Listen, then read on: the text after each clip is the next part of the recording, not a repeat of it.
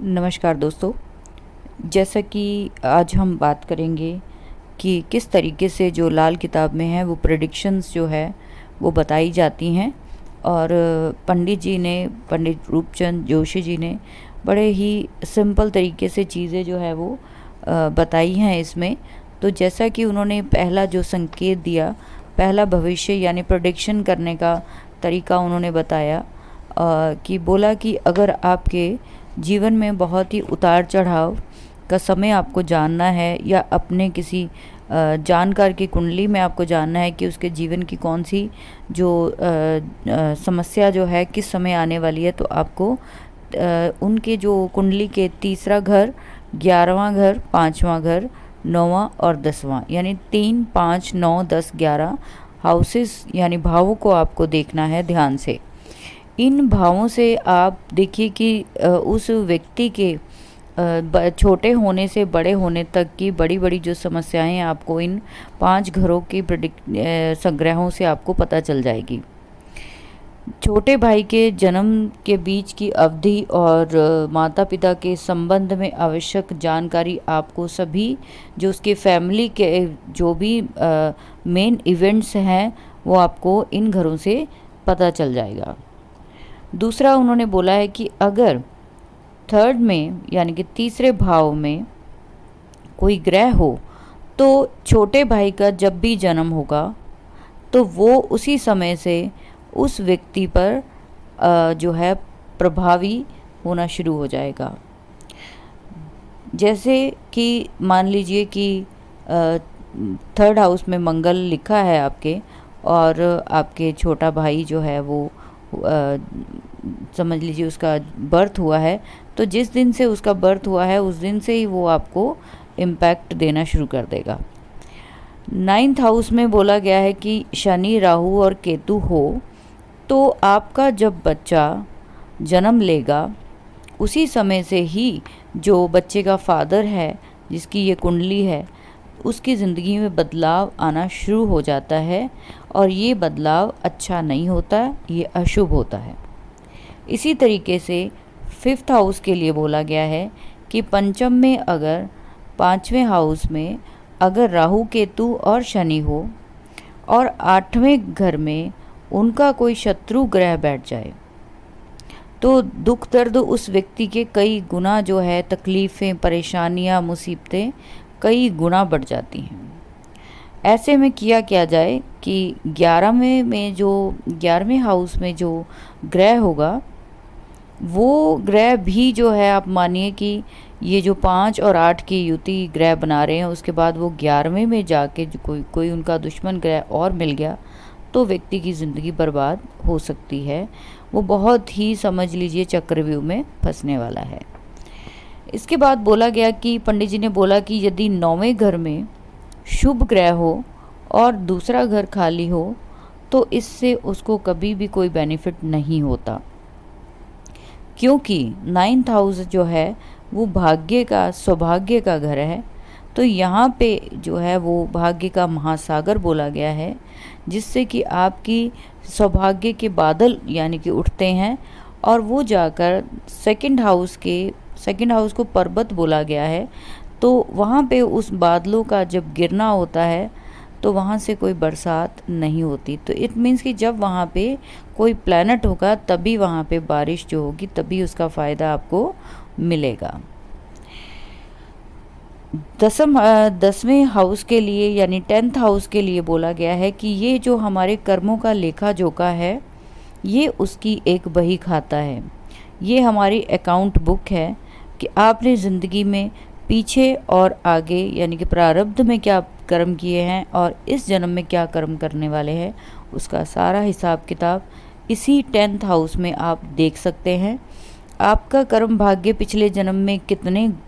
गुना अच्छा था या बुरा था वो सभी आपको 10th हाउस से देखने में मिल जाएगा। अगर वहाँ पे आपको इस जन्म में अच्छे ग्रह मिले हैं तो फिर आप ये चीज़ मानिए कि आपको पिछले जन्म में बहुत अच्छे कर्म किए हैं तो आपको इस जन्म अच्छा कर्म करने का मौका मिलेगा। इसके बाद पंडित जी ने एक और प्रेडिक्शन के लिए बोला कि यदि 3 यानी 3rd हाउस और 9th हाउस में अशुभ ग्रह हो तो यकीन मानिए वो 5th हाउस में भी कोई अगर अच्छा ग्रह भी बैठ गया तो वो भी बुरा हो जाएगा। यदि 9th हाउस में सूर्य या चंद्र हो तो भी जो है 5th हाउस का रिज़ल्ट, 5th हाउस में बैठे हुए प्लैनेट का रिज़ल्ट वो भी ख़राब हो जाएगा। इसी तरीके से 9th हाउस में जो कि हमारा पूर्व जन्म को संकेत करता है, व्यक्ति को पूर्व जन्म में क्या जो ऐसे पुण्य कर्म उसने किए हैं कि उसको इस भाग्य में क्या मिलने वाला है, वो सभी हम यहीं से जानते हैं। तो इसको जानने के लिए आपको 2nd हाउस, 4th हाउस और 10th हाउस की भी जो है टेस्ट साथ में करना पड़ेगा, उसकी भी परीक्षा एक साथ करनी पड़ेगी, देखनी पड़ेगी कि 2nd, 4th और 10th में जो बैठे हैं प्लैनेट वो जो है आपके अच्छे और बुरे जो कर्म है उनको जो शो करेगा कि जितने 2nd, 4th और 10th के रिजल्ट प्लैनेट अच्छे होंगे उतना आपका प्रारब्ध अच्छा आया है, इसका एक संकेत आपको मिलेगा। आपको इस जीवन में अच्छा फल अपने कर्मों का मिलेगा। इसके बाद यदि बोला गया है कि 8th हाउस में कोई ख़राब ग्रह हों, जैसे वीनस मान लीजिए या यहाँ पे मंगल मान लीजिए, राहु मान लीजिए, केतु मान लीजिए, तो ये सब ग्रह जब यहाँ पे 8th हाउस में आते हैं तो ऐसे व्यक्ति को 2nd हाउस में अगर समझ लीजिए कि अच्छे ग्रह होने पर उसको कुछ ना कुछ बेनिफिट ज़रूर मिल जाता है। इसके बाद पंडित जी ने बोला कि यदि 10th घर खाली हो, यानी 10th हाउस आपका खाली हो और 2 में बहुत अच्छे ग्रह हों तो भी उस व्यक्ति को कभी ज़िंदगी में कोई फल नहीं मिलता अपने कर्मों का, क्योंकि 2nd हाउस जो है वो खाली है, जहाँ पे सीधा जो कर्मों का लेखा जोखा जो है उसका फल हमें कहाँ से मिलना है, 2nd हाउस से। तो वो अगर खाली है तो आपको 10th में किया हुआ रिज़ल्ट अच्छा नहीं मिलता या पूरा नहीं मिलेगा। एक और चीज़ बताई गई है यहाँ पे कि कुंडली का अगर 7वां खाना बुध का पक्का घर बताया गया है, और जब बुध 7वें घर में ही हो और सूर्य, मंगल और बृहस्पति ये कहीं पे केंद्र में बैठ जाएं या एकादश में भी यानी कि 11वें हाउस में भी बैठ जाएं तो कभी भी व्यक्ति के स्वास्थ्य पर बुरा असर नहीं होगा। इसी तरीके से यदि किसी लेडी की कुंडली में यानी कि कभी किसी स्त्री ग्रह शनि के साथ बैठ जाए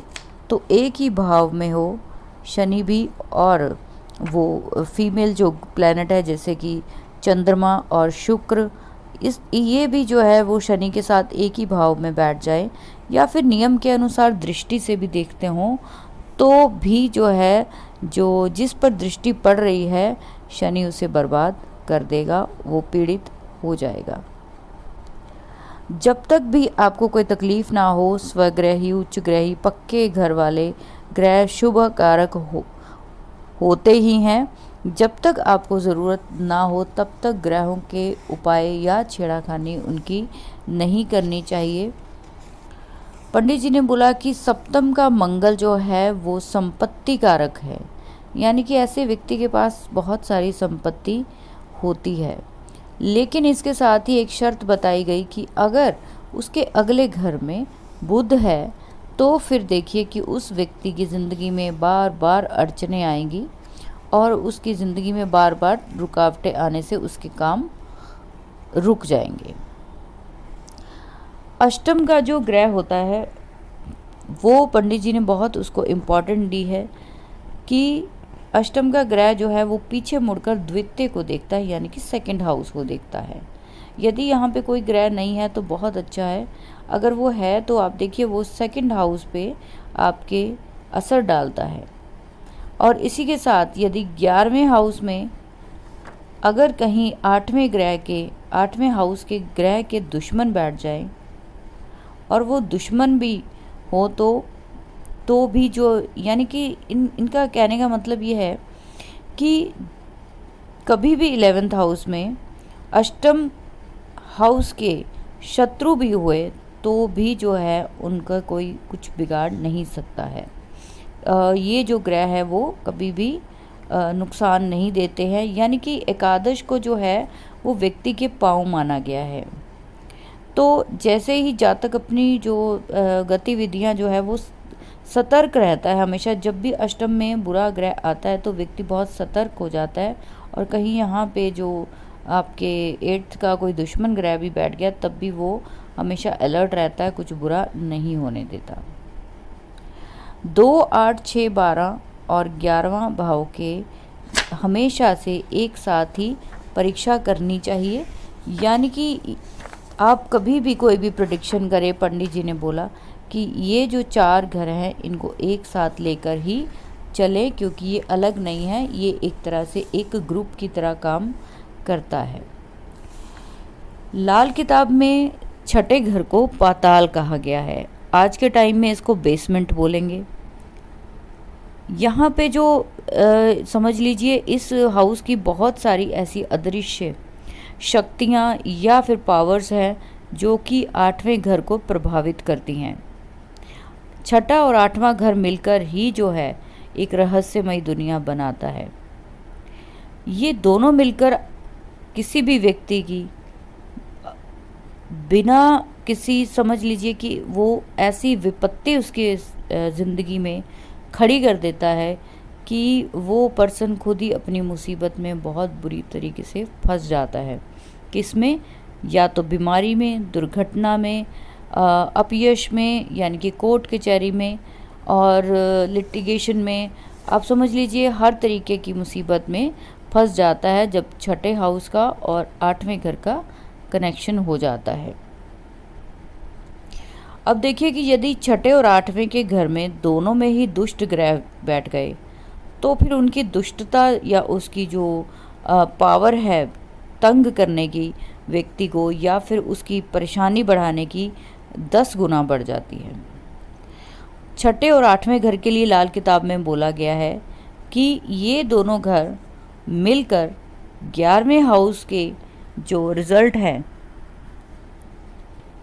सेकंड हाउस में डाल देते हैं, यानी 6, 8, 11 और 2। इस तरीके से 6 का असर 8 में जाता है, 8 का असर 11 में जाता है और 11 का असर 2 में जाता है। इस तरीके से उस पर्सन की समझ लीजिए कि सेहत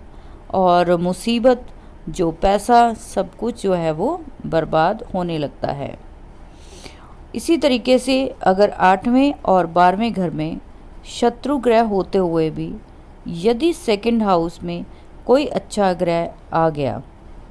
तो वो पर्सन को जो है मंदिर में ज़रूर जाना चाहिए और हमेशा जो है अपना शीश निवार कर आए, वहाँ पे आशीर्वाद लेकर आए, ताकि आपकी मुसीबतें जो है वो